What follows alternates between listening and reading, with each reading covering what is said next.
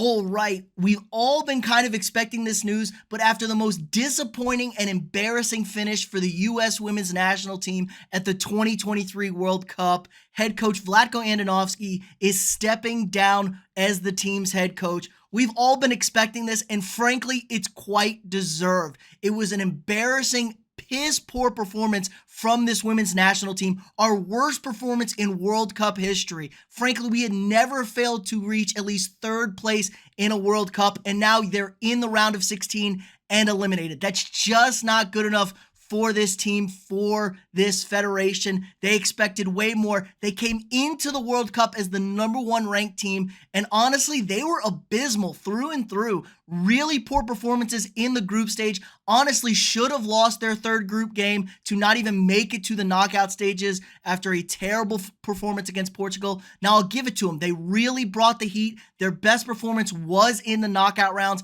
against Sweden, but ultimately falling short in penalty kicks. And honestly, that game was just a microcosm of everything that has been with this U.S. women's team under head coach Vlatko Andonovski. It just hasn't been good enough. When it comes down to it, they haven't been able to get the goals, to make the plays, to beat good teams. He was 51-5-9 as the head coach, but poor performance in the Olympics with them in 2021 in Tokyo, including a 3-0 loss to that Sweden team in Tokyo to start things off, and now a round of 16 exit. He never had a shot.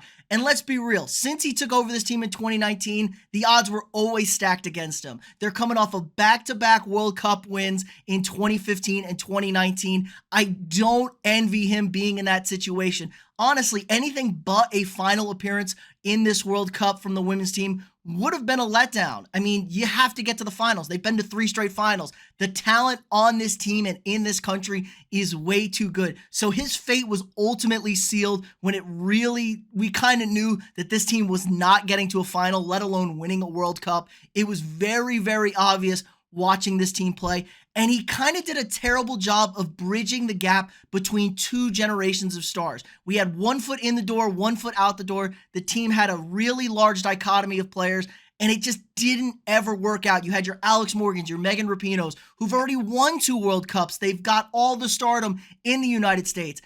Know they have more World Cups in front of them. There really wasn't that generation of players that say, hey, this is my spot. I have to win this World Cup. We have to perform. And frankly, it showed on the field. And he was really, really questionable with his tactics, his substitution decisions. I mean, the big advantage of the United States is we are the deepest team in the world. We have the most talented ladies in the world. Now, you can talk about how everyone else is catching up to us and they finally caught up to us, but that's still no excuse for this team to have been out in the round of 16. He wouldn't substitute. He really didn't trust the depth of this team. Is he really saying that we didn't have more than 11, 12, maybe 13 girls that he was okay with putting out there, that he felt comfortable with? That should never be the case for United States women's national team. We should be able to run 15, 16 deep and be as good as anybody on the planet.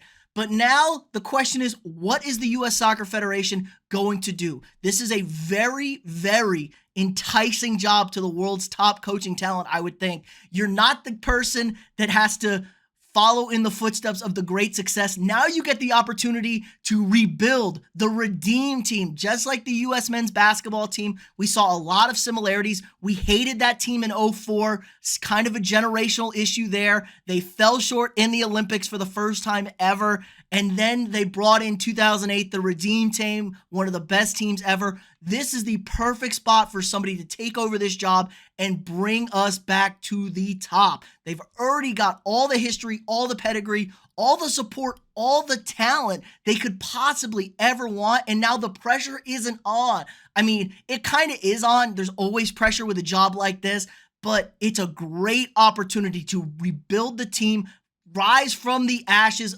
And it's strange that they aren't able to get top coaching talent, it feels like, for these 2 federations. I mean, Both these teams are filled with talent. They're hungry to compete. I know the men's team is a far way away from the quality of the women's team on the global stage, but we have our best generation of young players, and it feels like 20 years since maybe 2002 in Seoul, Korea, that we're going to have coming up, and we couldn't lure any of those top head coaching candidates for the U.S. men's national team. Now, I think they'll be able to do a little bit of a better job with the women's team to get them in. Like I said, these old guard players are all gone. Now we have our young team that's going to be super hungry, super wanting to erase that stench that we all are feeling after the 2023 World Cup performance. And honestly, it's a damn shame for the women's soccer game as a whole. Now, it's great that the rest of the world is caught up, invested in women's soccer, but I'll be very interested to see what the ratings are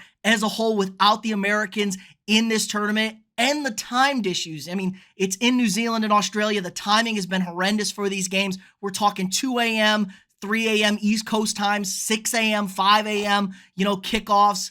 It's just not easy to watch. And the Americans not being in is really going to take a hit because U.S. watches women's soccer. I'll give us that. We are a large audience for them. So I'll be interested to see what the numbers look like because honestly, it's been a fantastic tournament. A lot of upsets, a lot of new start up-and-comers. We're going to have a brand new champion on Sunday with Spain playing England. It should be a lot of fun. It's a 6 a.m. Eastern kickoff.